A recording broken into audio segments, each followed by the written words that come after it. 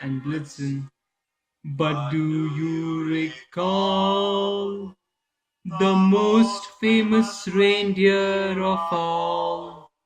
Rudolph the red-nosed reindeer had a very shiny nose, and if you ever saw it, you would even say it glows. Hello, friends, welcome to the One World Show, and I hope all are having a very good time and a Merry Christmas. And it's just a few days away from 2017, so New Year's around the corner. So, when I was reading about all these festivals that are celebrated during the last week of December, I did find a couple of them and did realize that Christmas is not the only festival that is celebrated during the last week of December. We have Yule Rites, which is an older Celtic festival. Then we have Yalda, which is an Iranian festival.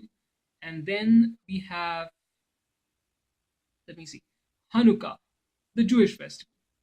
So, coming to Christmas, we all know that it is the birth of Christ and we do welcome his coming. Then, coming to Yule Rites, it is an Celtic festival which is based on the story that there are two kings. One is the Oak King, another is the Holly King, and these two kings keep on fighting with each other. So, during the time of Yule or Christmas, the Oak King regains his strength and defeats the Holly King.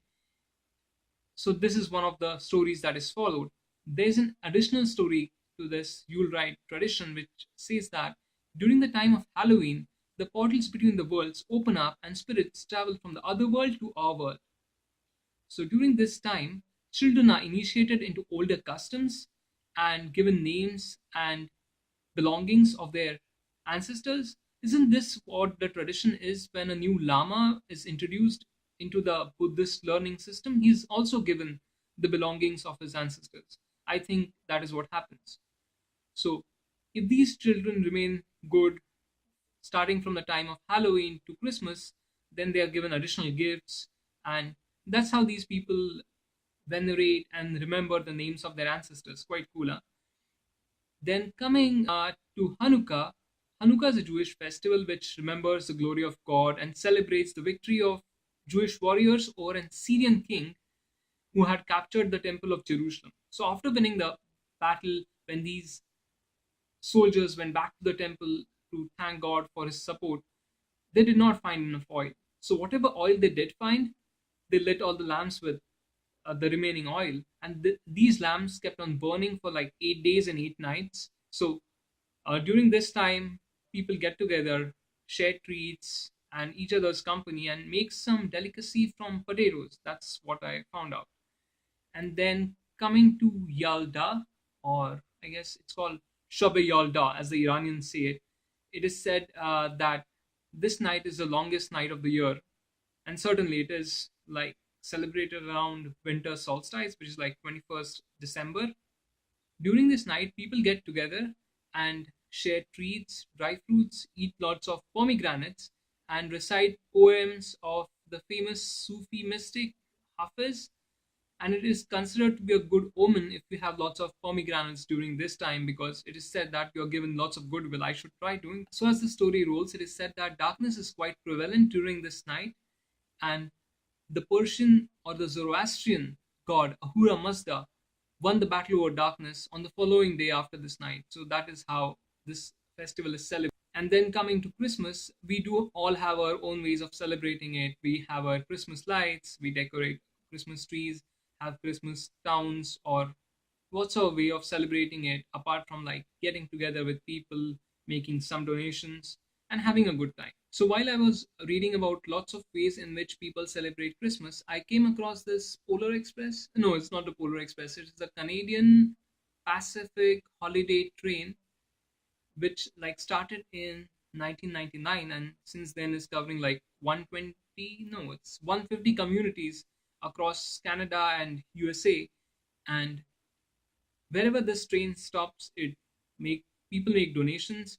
There are stalls that are set up, and donations made by a community are given back to the community. So ever since this venture started and the tradition continues till date, it has collected like $12 million and lots of food containers. I hope the food containers are not that old. I'm just kidding. Here's one video that I would like to share about this train. So let's have a look.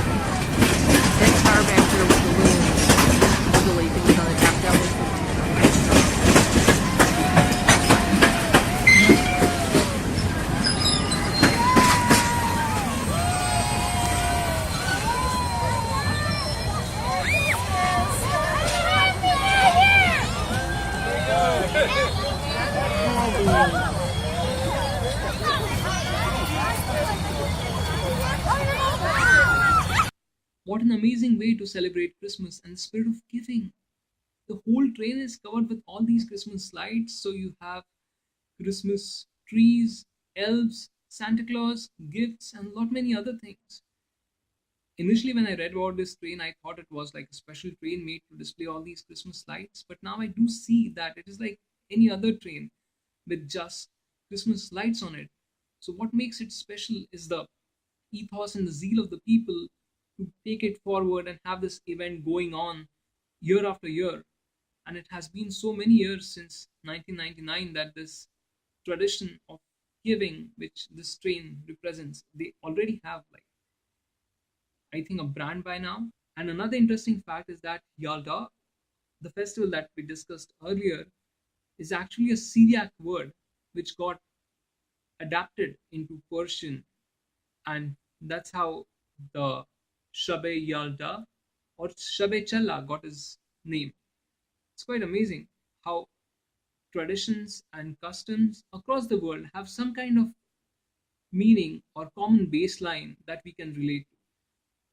Like this fight between the good and the evil, fight between a king and a good king and an evil king. We did see this in Game of Thrones, where we do see that winter is coming and there's a battle going on between Jon Snow and the White Walker.